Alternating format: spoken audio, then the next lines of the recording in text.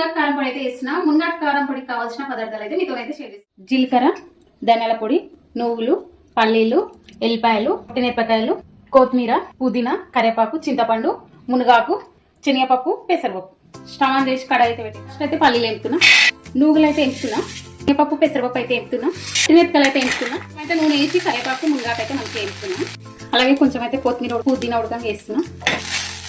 మిరపకాయలు అయితే మిక్స్ అయితే పట్టుకోవాలి. సాల్ట్ అయితే ఇస్తున్నా.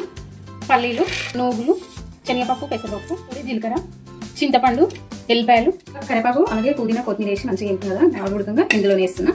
పొడి అయితే రెడీ అయిందండి. వేడి వేడి అన్నంలో కొంచెం నెయ్యి వేసుకొని పొడి వేసుకొని తింటే మాత్రానికి సూపర్ టేస్ట్ ఉంటుంది. ఆరోగ్యానికి చాలా మంచిది